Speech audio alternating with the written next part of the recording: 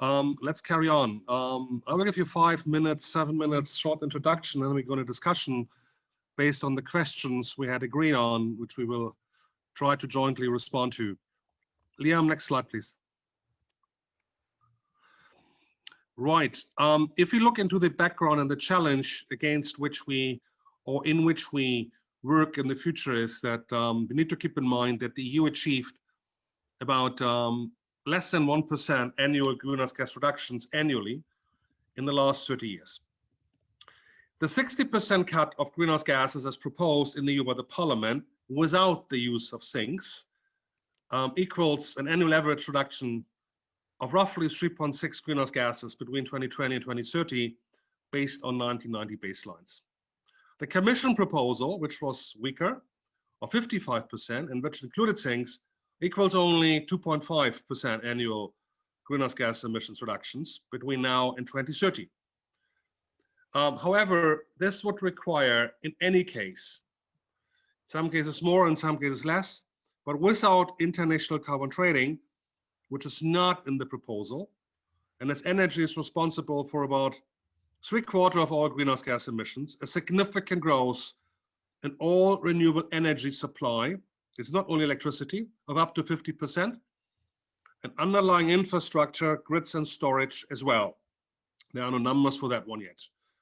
But that means also, if we look into 50% renewable energy supply totally, about 80% renewable energy electricity by 2030, mostly wind, solar, and increasingly geothermal, such as linked to heat pumps for energy efficient buildings.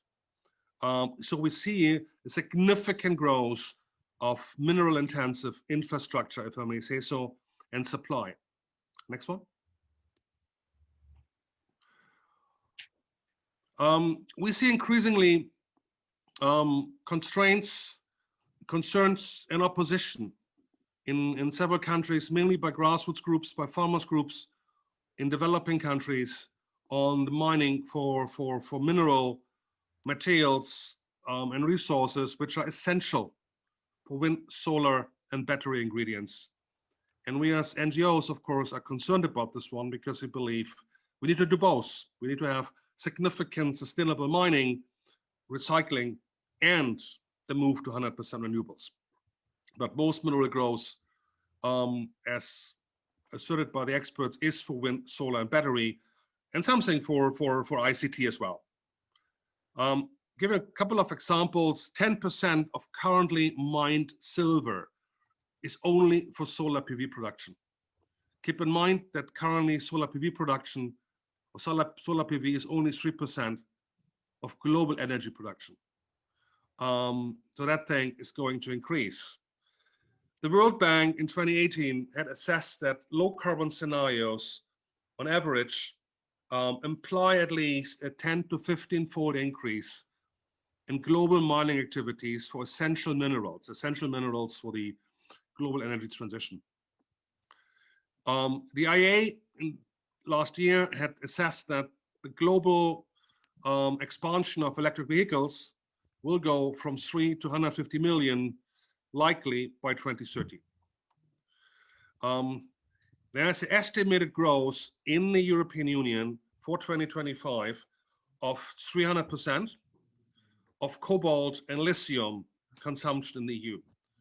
And acknowledging that cobalt in particular is essential for batteries, for wind power, and for other purposes, but is not abundantly available.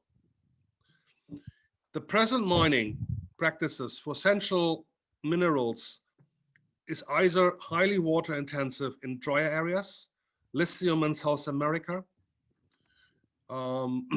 violation of human rights and children's rights in particular, cobalt mining in the Democratic Republic of Congo. About 55% of all cobalt resources come from there. Copper, important for grids, important for wires and cables. It's very toxic in aquatic environments. And rare earths with a large toxic footprint in China, for instance, because rare earths are currently mined mainly in China, not only, but mainly in China, which has a monopoly. So all these materials, which are fundamentally important for us, for a global energy transition with solar, wind, grids, storage, batteries, have a huge footprint somewhere else. And my colleagues, NGOs, farmer communities, getting really upset about this one and start to fight that one. We need to be aware of that one and find a solution. Another point is often not considered is that global marine waters, since 3-4 years, are now subject to detrimental impacts on biodiversity, deep sea mining. The concessions currently given globally are about the size of France, for so-called low carbon development and mining minerals, which coming in the name of low carbon development, which comes across a little bit perverse, to be honest. Next one. Yeah. So that stands in full contrast on the bottlenecks we see. The International Sustainable International ISCD, International Sustainable Society Development Organization 2019 had found in a well respected paper that global lithium and cobalt full recycling and for reuse is only about 5%. There are higher rates apparently in China and South Korea.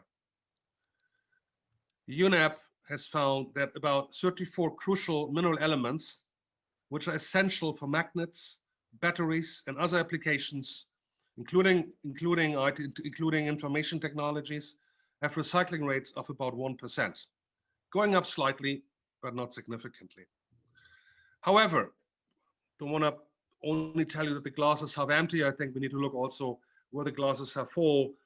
The energy company in Finland, Fortum, has released recently a new study based on their own research and showing that 80% lithium recycling is possible. But that's currently not on the market, and that's expensive at this point in time. So we need to work on those solutions which are possible.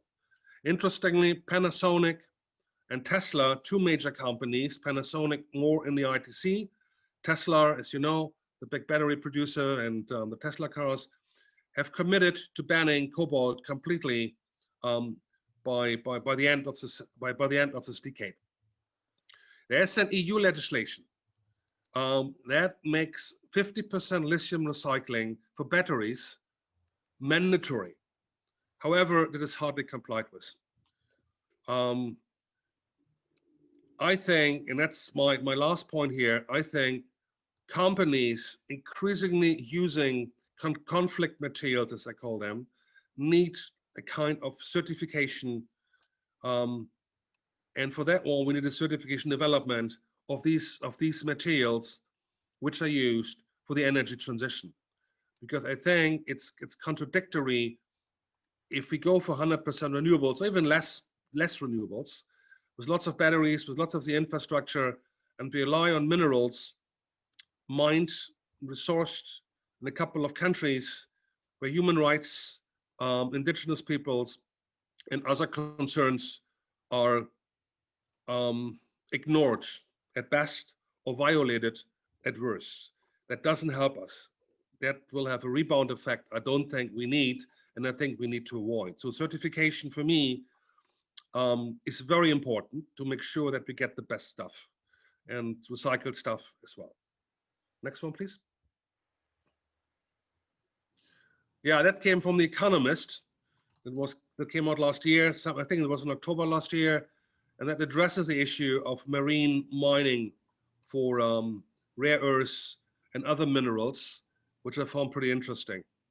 And it's interesting that it's 3 of the major mining companies who do the seabed mining in the name of low carbon development for cobalt in particular, but also other minerals, have refused to support and promote an ocean treaty which would protect the ocean grounds.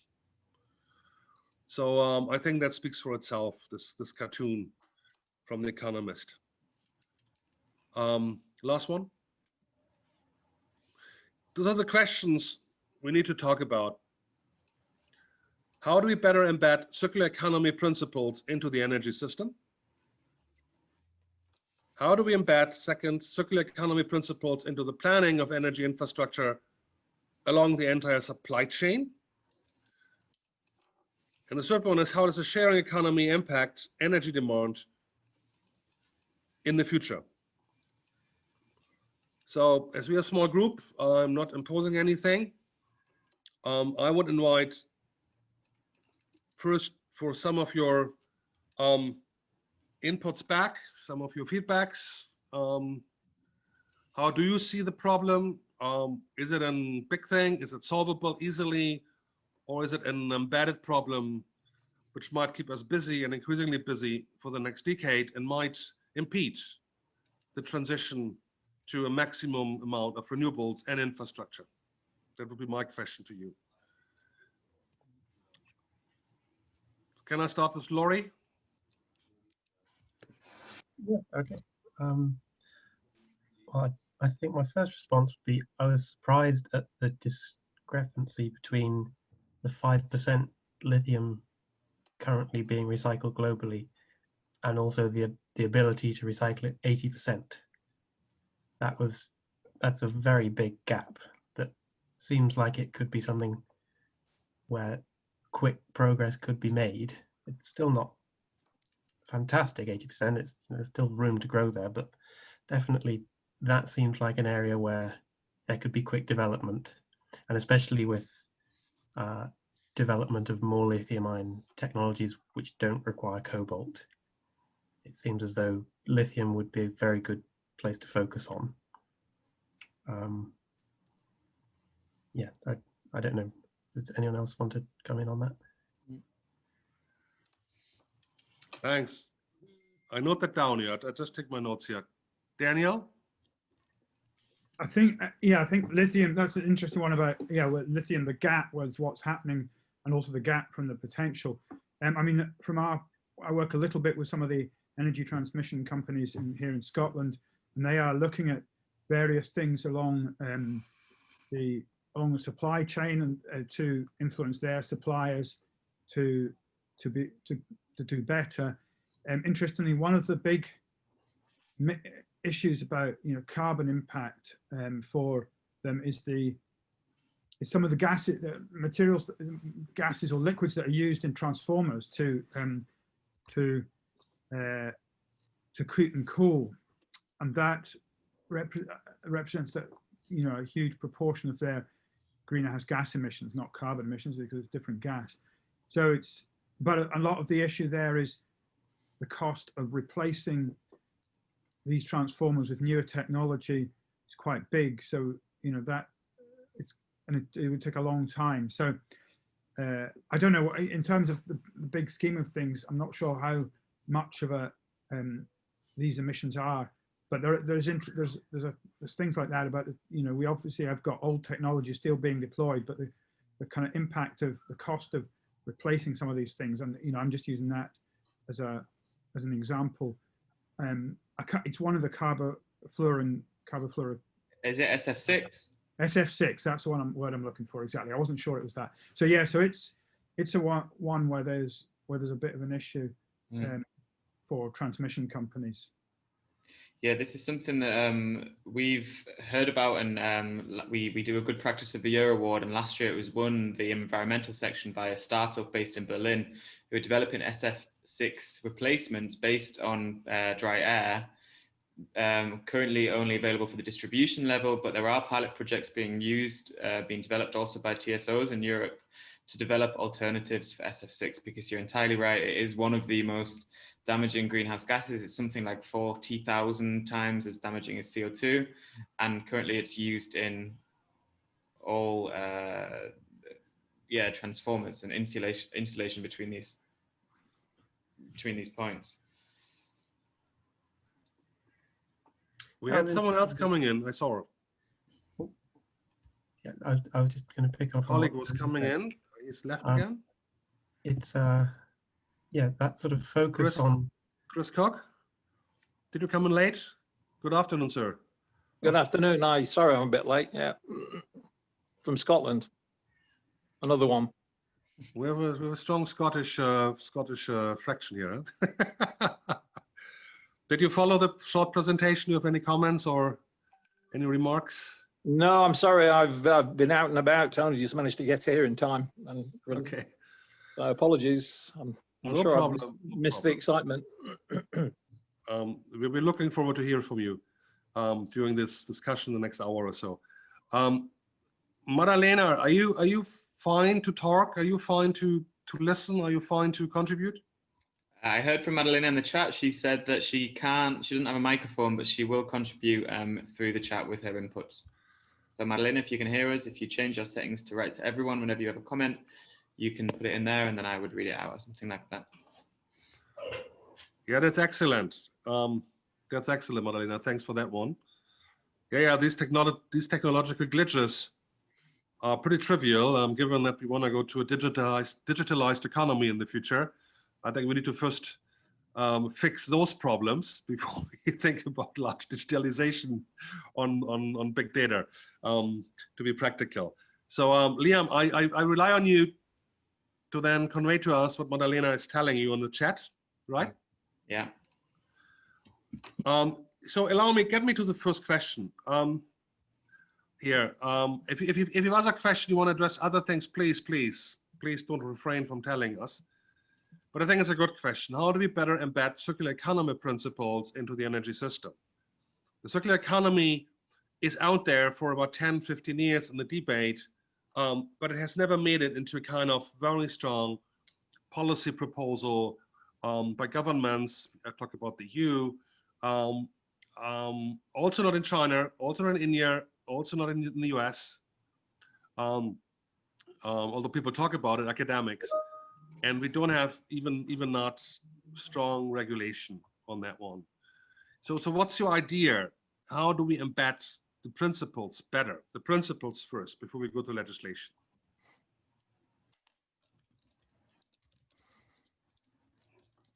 I was just wondering if there was maybe too much focus on carbon in particular, carbon dioxide in particular. Every bit of net zero legislation, it's all focused around carbon dioxide and reducing that with renewables for the generation in energy. But maybe that doesn't quite look at the whole picture.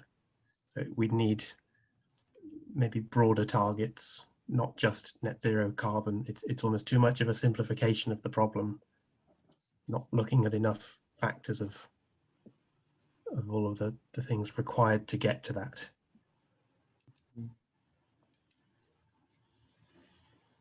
So you would suggest a kind of supply chain responsibility? Yeah. For instance. So like you were suggesting, some kind of certification, not just getting to not just having a box ticked by achieving net zero, requiring that to have certain checks put on it so that it wasn't doing it the cheap way.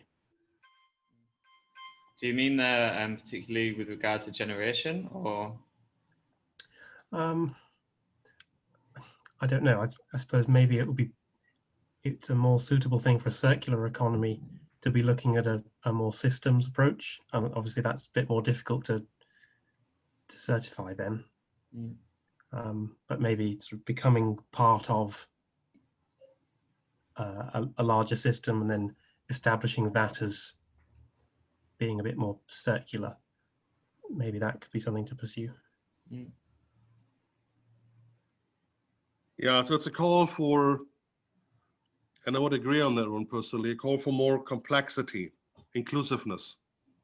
Yeah. Because only in that way we do justice to arising problems we don't have on our radar screen, right?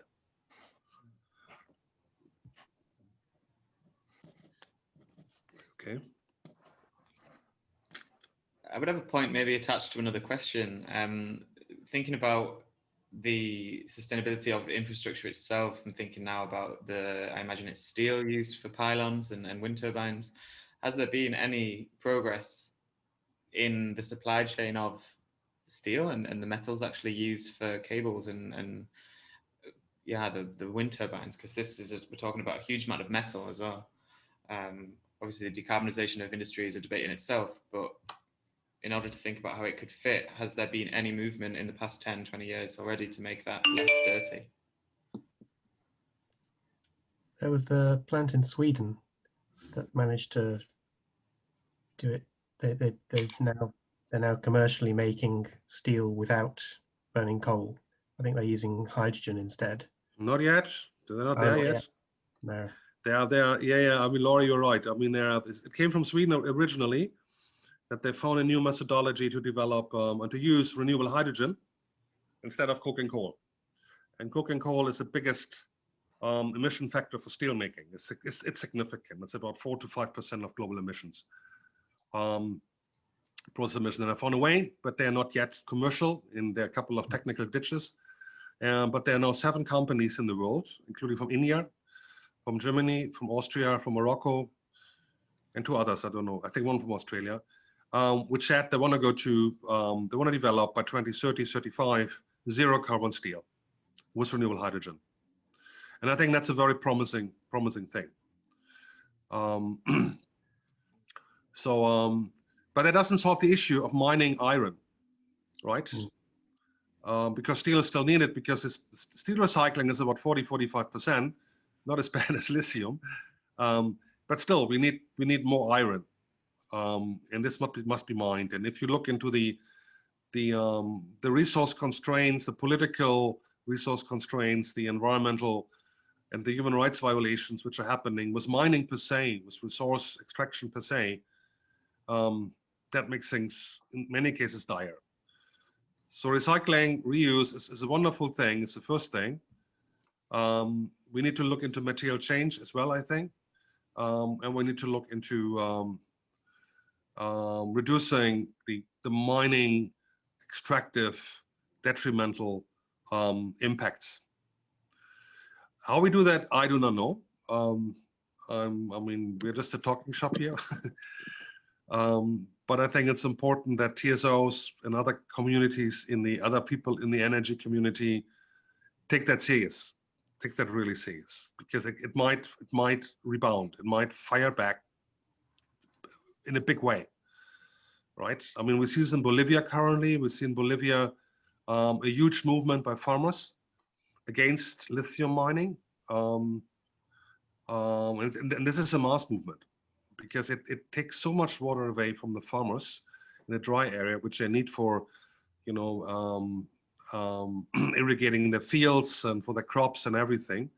And they don't care whether the lithium is going into nice zero carbon somewhere with Tesla or with Audi or with Mercedes or with Volvo. They don't care, you know, because they care for their own water supply, for their own livelihoods, which is fully understood. So I think we need to look into certification of production activities and production performances in a big way, like FSC, for instance, in forestry, or MSC in fisheries and marine ecosystems, the Marine Stewardship Council, the Forestry Stewardship Council. They might not be perfect, but I think they might be a start. I think we need to do that. And that gives credibility also to those guys and to all of us who promote 100% renewables, for instance. Right?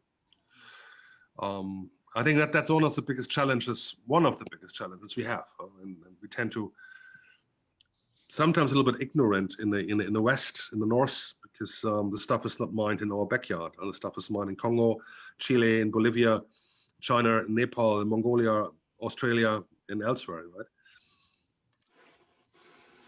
On that note, maybe I have a thought to share.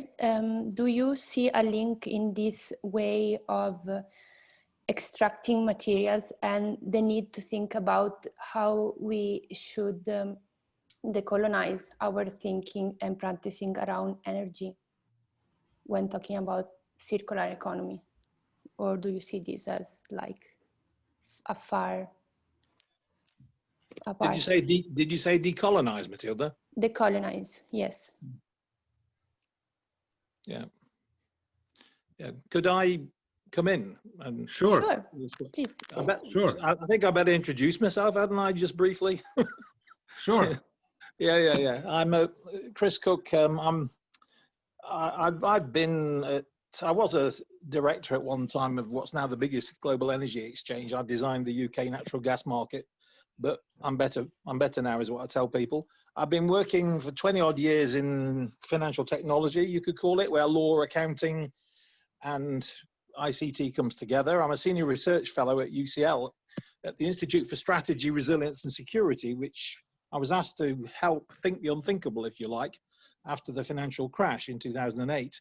And the last dozen years I've been sort of doing just that. And what I'm looking at is complementary financial and funding solutions. We think that debt and equity are the only way to do things. They're not at all. There are other ways of doing it. And I've been looking internationally at what works and who actually has cracked some of the problems that we face. And historically at what used to work before banks and companies and all the rest of it even used to exist. And is it relevant to us today? And I have made a lot of progress in recent times. I advise governments on energy policy, but not many in the West. It's amazing the places I've been. And it seems to us at UCL and where we've reached is that we're in a transition. In fact, COVID has accelerated it to a services economy because the existing economy is capital intensive and resource intensive, whereas services economy is essentially capital light. And a services economy completely changes the dynamic in the market. When we're talking about services, I'm talking about essentially exit.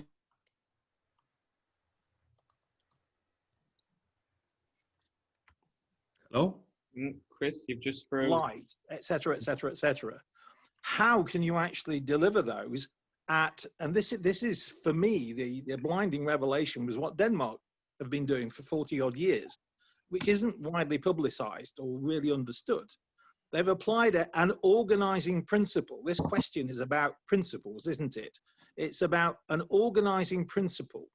And their organizing principle for 40 years has essentially been, I call it, least resource cost or least carbon fuel cost. And they did it after 1973 because they didn't have any oil and gas to speak of. So in all that time, what the Danes have done, and the result is visible in their energy grid and their map, and the way that in 24 years, they've gone from a centralized generation to a distributed generation. Denmark exemplifies how it's done, but people don't understand that they did it by applying this least carbon fuel cost principle. Oh, and by the way, that also happens to be the least CO2 generation, but they weren't thinking about that when they did it. So the solutions are actually out there, but what we need are the legal agreements and the instruments, funding instruments, with which to implement this. This is what I've been working on for a dozen years and been doing prototyping, if you like, at local level, in Scotland in particular, in Linlithgow, where I live. And, you know, the good news, I think, ladies and gentlemen, is we're about to actually crack this because COVID has accelerated the changes. The funding system that we think works is broken. And we have to do something else. There is no alternative to doing something else. But this is not competitive with the existing system. This is additional to the existing system. So anyway, sorry about a little lecture there. I'm prone to doing that. But that's who I am, that's what I do. And I think that's how we can actually address this with an organizing principle of least resource cost applied to the system. Denmark shows it can be done. Thank you. Thank you. There's a question from our colleague from Madalena in the chat. I read that out to you. Madalena is asking, besides certifications, do you have other means in mind to bring dimensions such as mineral constraints to the attention of people involved along the energy chain? Question mark. Does anyone want to respond to that one? You have it in your chat too.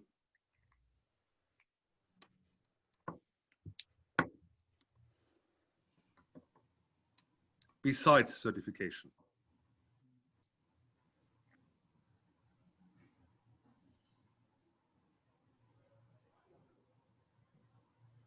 I mean, I might start on that one. I think that We need to have a tax regime, a much more balanced tax regime that benefits and advances materials that are recycled and being reused or being built, manufactured out of those recycled materials. Give an example, the Fairphone, for instance. I don't know whether you've heard about this one.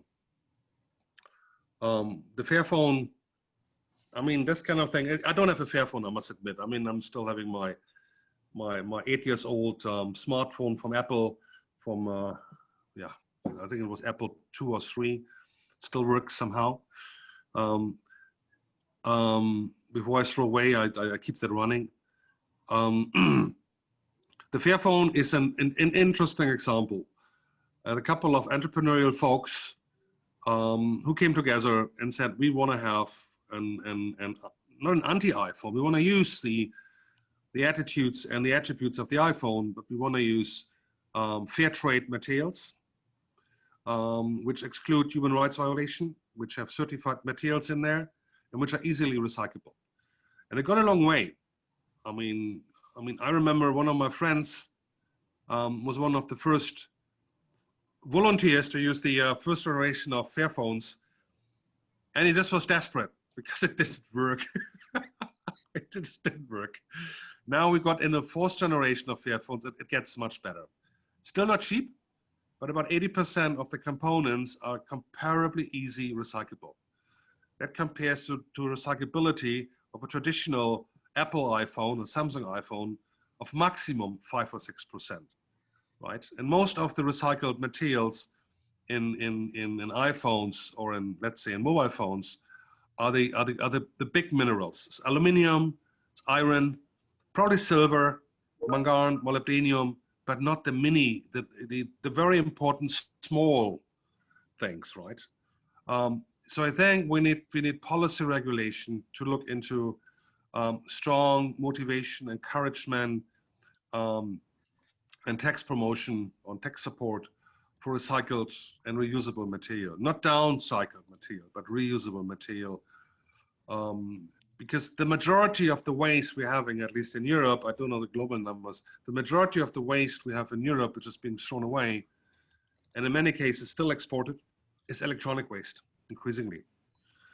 And there are all the materials in there. People are saying that I remember this kind of number a couple of years ago. I don't know whether it's still true.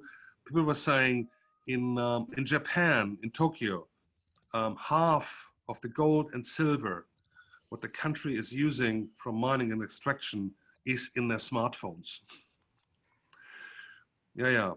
That's why urban mining comes in. You heard about urban mining? Did you hear about this one? No. The entrepreneurial folks in a couple of countries and in a couple of developing and developed countries alike, in Manila, in Jakarta, in Cape Town, etc. Also, they start now in Hamburg as well, my home city.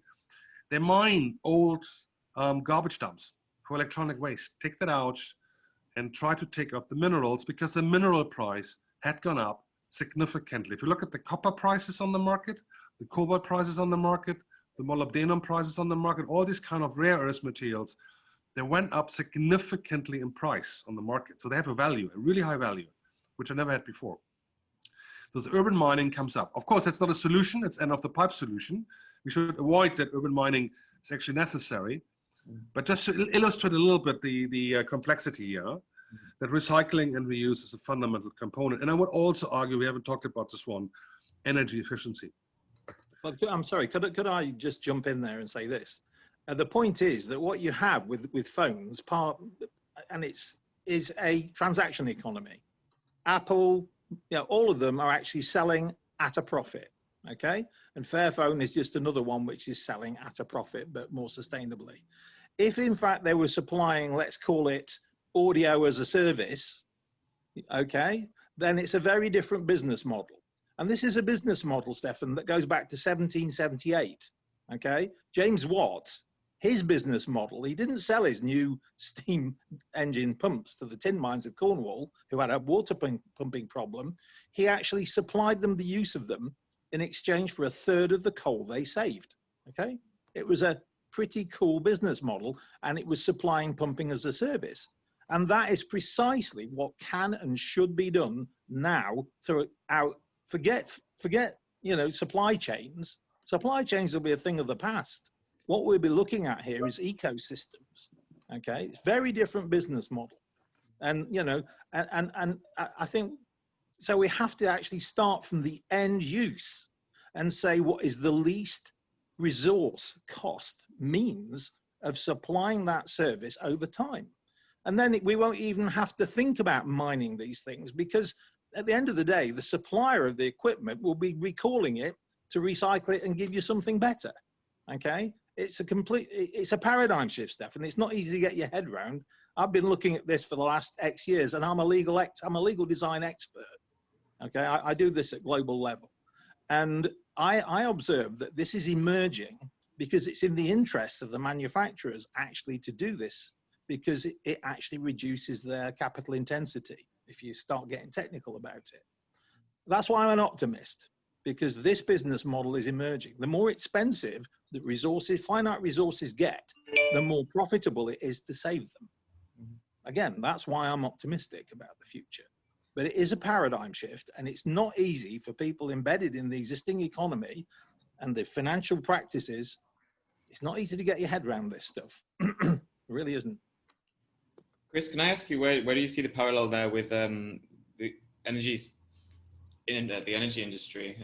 I can see how if we were to shift, for example, with phones, moving towards a service, but how would that work for energy? Well, I mean, I talk to governments about this. We're talking here about, instead of selling oil, you supply oil for as long as oil is needed. You supply oil, and then you do a swap for products. And then you take the products and you supply the products and do a swap for mobility. You can do a CNG for, we're talking about supplying rather than selling, okay? And we then start applying principles. You say, okay, what is the least carbon fuel cost mechanism for delivering mobility? Okay, and this then takes us back to looking at, well, why is it we have super heavy trams? Well, because over-engineering is designed into the system because it's more profitable to have over-heavy trams, for instance, and over-engineered anything, because the more costly it is, the more profit there is in it. If, on the other hand, you're actually saying to a supplier of mobility services, well, why can't we come out with the least resource mechanism? Well, they'll come back with a simple solution. You know, it's built in. If you have an intermediated economy with a middleman in it, he is going to look for the most costly and complex solution he can. It's a fact of the system. If, on the other hand, you actually have a services economy, simplicity is a good thing. You start looking for ultralight rail. You start looking for, I mean, it's a completely different mindset, but that's where we've reached. So we're talking about a different approach, and it's a whole systems approach. I like what I heard about whole systems. It was you, wasn't it, Liam, who mentioned it? No, I think this was Laurie. Right, well, I completely agree with it. It's a whole systems approach. Yeah, the problem with energy at the moment, you could say, is that it is too broken up, and so you lose that, because it feels as a consumer as though it ought to be a service. It's one of the most, because you don't go and, you know, people don't tend to go and buy a piece of coal now. They buy the service of energy because they want to turn the lights on, or they want to heat their home. So it seems like that there's not much of a shift in perspective for a consumer, but for looking at the energy sector, just sort of regrouping that somehow so that it is more geared towards that minimization of resource use. That seems like it would be the right thing to do. At the moment, it's looking at profit maximization, and so least sterling cost and maximizing sterling profit. This is where I live. So I'm selling my renewables for 5 pence into the grid and buying them back at 15. Okay, I put together a project just over the road where I am called Heat from the Streets, and the idea is that you actually supply electricity directly into a heat pump that takes waste heat out of the grey water. So there's lots of energy going begging in grey water. But the innovation was this: we weren't selling the heat. we were supplying the heat as a service and sharing the savings of electricity and gas made at the retail price. This is the key point. Energy savings, energy services are saved at the retail price. James Watt model. This is revolutionary. You start looking at the costs, okay? You start looking at the savings of retail price savings. And I tell you, it wipes the floor with other business models. It's just that the conventional tools of debt and equity can't accommodate it. That's why we're using other ways of doing it, other legal design we're using for this. It's all at sort of proof of concept level, but it will scale very rapidly. So I'm monopolizing things I shouldn't do. Apologies for that. Should we answer some more questions if we can? I think, Chris, no one is opposing the move to a service economy rather than a supply economy, right? I think we all agree on that one. As usual, devil is in detail in many cases. And the point is that we're using, and going back to our issues here, we're using significant amount of minerals which are mined and resourced unsustainable, and which getting into products in our daily life. And we need to do something about this one. And that's the reason why I think old-fashioned recycling, not downcycling, has a role to play significantly. Yeah. And even if you talk about, I mean, I remember the debate we had in Europe, and that failed significantly. There was a debate in Europe, you might remember this one, I think it was about 2000, 2002, when there was a commissioner, and she wanted to have energy service companies as a mandatory, not a mandatory thing, but she said energy services must be 10% of, must be 10% mandatory of each utility's activities. We as NGOs, we welcomed that greatly. It failed completely. Because of the business completely. Because we didn't have any entrepreneurs. We didn't have companies who wanted to do it because they said it doesn't work. Because customers are not there. There's no education. We make deficits. Whatever the reasons were, it failed completely. Unfortunately, I've seen it. I've seen it, Stephan. I've seen it. You remember this one, huh? Yeah, it failed completely. I've seen variations on that theme happen all the time.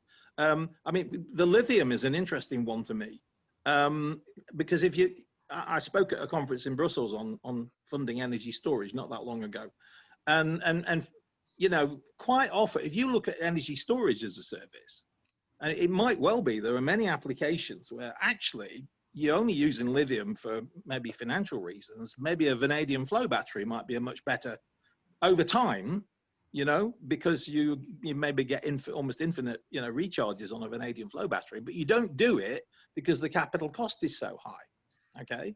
But if you start thinking about other means of storage and then essentially use a different business model for funding it over time, I mean, all you would do with vanadium flow batteries, you're just renting vanadium, because it doesn't actually, you know, it doesn't, it's a different approach. I'm not saying that's the case for a smartphone. I don't think you can do much with a vanadium flow battery in the smartphone, but you know what I'm saying? There are means, if you start looking at energy storage as a service and start thinking about substitution, and you start looking at cost over time, which is what services is all about, cost over time, it's a very different equation, you know, and so. But isn't it though that the costs of new innovative materials, which are not the most cheapest one these days, is prohibitive? It might be the most innovative, the most clean one, but it's not the most cheapest one. Well, it's true. I mean, if you look into I mean, smartphones. I mean, I don't want to monopolize it here neither, but if you look into how smartphones are being done, you see in the smartphones, I mean, almost 80% of the elements of the periodic system of the chemical elements in the Earth's crust, right? And they're all there in sometimes of micrograms, micrograms, milligrams, and they're condensed in minerals, and you cannot get them out anymore. And that's cheap because it's based on given chemistry, on given production technologies. And if you different methodologies and try to keep them separate, so they are more easily to separate later on and to recycle, it gets much more expensive. So the price is not just the price of the minerals on the market, the price is also the price of production. What do you produce? Well, it's about substitution, intelligent substitution, isn't it? Yeah, I would say it's an issue of legislation, right? You just legislate things. I mean, you're not allowed to go on a one-way street, right? Otherwise, you're fined. Global agreement. In a global market, national legislation doesn't mean anything. I used to regulate a global market. And I'm sorry, you know, the big boys will just go to whatever the best jurisdiction is that they can actually, you know. That's true. But on the other side, I mean, let's get to the political debate here, Chris. My understanding and my learning is, and I've been working on that field as well in legislative policies, is the understanding of something needs to be global in order to be effective is a myth, really. We have seen this with global carbon markets, and global carbon markets had been used by fossil fuel companies to stop even regional carbon markets, even stop regional clean energy legislation. We had global carbon markets. It's not possible. Global carbon markets, I'm sorry, I said 25 years ago, global carbon markets, can I use a technical term? Complete bollocks, always have been. Yeah, okay? yeah, I agree. They were never meant to work. Sorry, there's somebody trying to get in, you and I having a debate, and I'm sorry guys, would you please come in and stop us, you know, stop us doing this. It's fine. I think the debate's good. I would just remind that, so out of this session, when we finish in 15 minutes, we should have some concrete. When do we finish? In 15 minutes. Okay, then I would suggest that we go to the other two questions. Yeah, we should try and get together some more concrete policy recommendations. I think we've got good ideas. I'm coming to that one. Yeah. So how do we embed circular economy principles into the planning of energy infrastructure along the entire supply chain? And please, based on Liam's suggestion, policy proposals, suggestions as you see fit. Well, I think the suggestion before that a sort of fair trade equivalent for various rare minerals, rare earth metals, that seems like a good framework to start with. Okay, more points? There was the mention of a tax to motivate people to do this. Do you think that could work in terms of motivating more innovation? For example, this zero carbon production of steel, if that were introducing more things to make it beneficial to innovate in this, do you think that would hurry things along? I think that would work, and I think that could work with public procurement. So because public procurement is about 30%, roughly 30% of many resource flows in the European Union, at least, for water, for paper, for buildings, for energy, the hospitals, the police stations, the municipalities, etc., which are all public, right? If they would be forced or mandated legislatively to use only the best available technology and the most fair traded materials, the most recycled materials, then that would have an impact on the market significantly.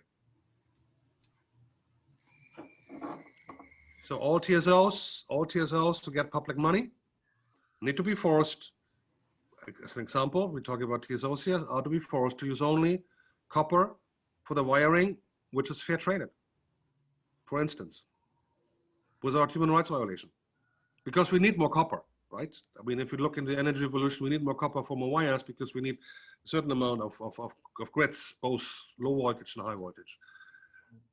For instance. Well, my suggestion there, and I go, pardon the background, and I go back 22 years for this. What is needed essentially is, let's call it an international copper trade association or whatever, market user group, and an agreed set of principles which they agree to abide by. Okay, just a user group, and both sides of the market, producers and consumers. So call it the International Copper Trade Association. And you apply certain standards to transactions which go on within that association. And essentially, you create a club which everybody has to be a member of. And if they're not a member of it, they don't participate in the market. That is achievable, a global agreement like that. I'm not talking about a new organization. I'm talking about essentially an agreement, an association, a set of club rules. That's how I would do it. I'd build it into a user group. And we're not far off that already with the London Metal Exchange, actually, which is a global market. I think those issues are not exclusive, right? No, they're not.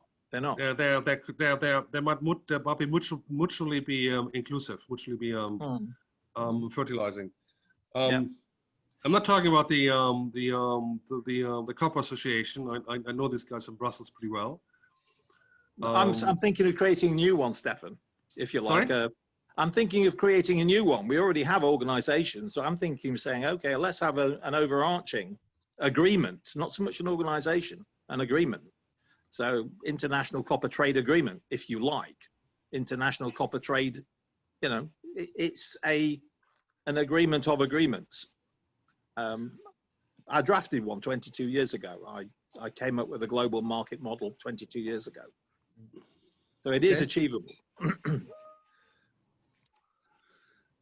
So user groups, public a market procurement. user group. Call it a market user group. Market user group. Public procurement, taxes, fair trade agreement, legislation on minimum standards. Yeah. Okay, I just covered that one in this thing. And you've also got dispute resolution goes into it too. Yeah. Last question is, how does a sharing economy, my goodness, what is a sharing economy? Who put that down? How does a sharing economy impact energy demand in the future? What is a sharing economy? I didn't write that. I think things like, what is it? Okay, anyway, how does economy impact energy demand? No, the sharing economy impact energy demand in the future. Anyone has a clever response to that one? Well, I'll venture one. I don't know how clever it is, but the trouble with the sharing economy is shareholders don't share, and neither do landlords, and neither do. Oh, it refers to shareholders. Yeah, well, the sharing economy is like Uber refers to the sharing economy, but let me give you a good example of the sharing economy. Scottish farmers club together, and there are certain costs they have. So they club together to share machinery. They club together to share fuel procurement. They club together to share contractors, and they club together for other costs. Okay. So that's an example of the sharing economy, but they still compete on quality of produce. Okay. So that's called a machinery ring approach, and it's one that you see quite often. So that's an example of the sharing economy. Ship owners club together globally to share risk, because there are certain risks that Lloyd's of London won't take. That's called a protection and indemnity club, P&I club, global risk. And they've been doing it for 135 years, and it's a multi-billion-dollar business. Nobody's ever heard of it, but you could apply mutual sharing of risk globally. And I was at a conference about pharmaceuticals and climate change 2 weeks ago on this very point. It's about blended finance. So, yeah, because I'm part of a cooperative in Birmingham, and all of the energy cooperatives, especially in the UK at the moment, with the loss of the feed-in tariff, all of the business models that have been used for the last 10 years have completely gone out of the window because exactly. And so there is this need now for a new approach for cooperative community energy schemes, and yes, and they've had a lot of trouble because banks won't finance cooperative schemes because they don't understand how it's supposed to work. Correct. That's interesting, Laurie. We must connect on that.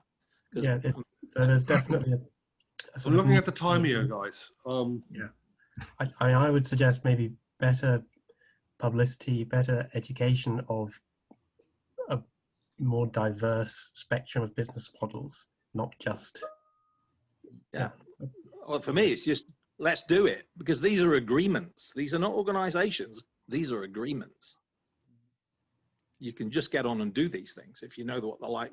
If you understand the law and the legal model, you can just do them. Yeah, in most cases, you would need the law first, huh? No, otherwise you rely on voluntary agreements. They might help.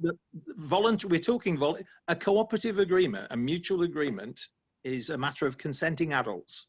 You don't need the law for that. Okay, that's a different story. I just talking on in a bigger scale. No, well, anyway. So am I. Any scale. Right. I mean, I'm looking at the time here. Liam, you're the timekeeper. We have 5 We minutes have left. 5 minutes left before we get pulled back. If I could just ask a question, I think what Laura just said about cooperatives is really interesting, and I would like to venture the question of if there's a circular economy or any approach on this from the consumer side, from taking it down to civil society level, how could we pitch this to the average Joe? I mean, we talked about certification, so yeah, if someone is aware that this particular energy company is certified as only buying fair trade copper, whatever it is, maybe that's an approach. What else? Is this an education question? Is this an innovation question, or what? How?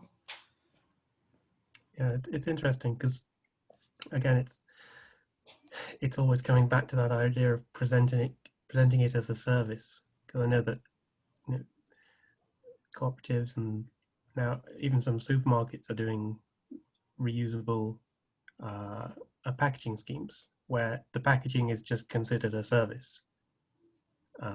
And so you might pay a deposit the first time, but then you're using it as a service, and so then that's not, you don't have to consider that as a consumer. That's sort of taken care of for you just by the way that the business model works. So I'm not sure. It's difficult. Obviously, you can't commercialize community recycling schemes because that's, you know, it's just not really commercially viable to be paying everybody a few pence for their cardboard and their metal collections, things like that. So I think it needs a more broad approach, looking at it a few levels up, so that it's not down to a consumer to make the right choice. Maybe, I don't know. I'm finding it hard to The articulate. consumer choice, I think, must be framed in legislation, no? Yeah, exactly. And then within this legislation, you have a freedom, but the freedom is limited within sustainable parameters of this legislation. Otherwise, it doesn't make sense. If you have full freedom, you go back to Yankee country, where your right is to kill someone if you want, right? You can have Dania, can I ask Dania? Because he hasn't been very silent for the time.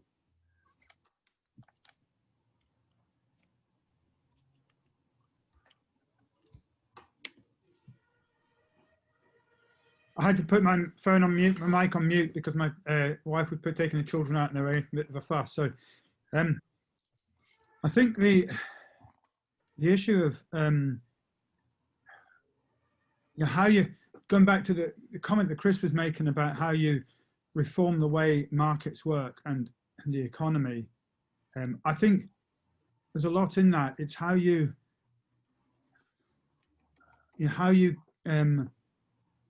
get people on board with that is a challenge, because we have a relatively, well, they like to paint themselves quite green government in Scotland at the moment, and I have to use those words carefully, but they're aware of the economy, but still progress can be very slow on what even might be mundane things, and it's not just that, it's on other things where progress is slow and you meet a lot of resistance. And take for example the scheme we have up here, Space for People, which is about taking a bit of the road space from cars and making it for cyclists and walkers, for pedestrians. And even that meets a lot of resistance from people with a small c conservative view that, hey, you're affecting to overtake on a main road, on a road that's even within the city. Why are you doing that? So there's an issue about how we, I suppose, in inverted commas, how we sell this, how we, what is palatable, and what is, what people are going to buy into, because you're seeing quite a lot of resistance. And I'm trying to be pragmatic. I'm not, I think it's very unhelpful, some of the kind of resistance, and you get to some of these things to kind of even small changes. Some changes you're making progress. Some changes which you're surprised that we aren't getting more progress than we are on relatively small things. We've got 2 minutes left, everyone, just to make you aware. Okay. What I would do is I will summarize in the final panel. And I can't tell you anything what I'm saying now because there are lots of comments here and lots of things scribbled down. There will be 3 activities I will report back. One is the transformation, the system approach, if we need a different system. Then the policy regulation, very important, the legislative approaches, the technology approach, and then the business activities, and of course, in the middle of that, a couple of hybrid activities or hybrid policy solutions, which we need to look at.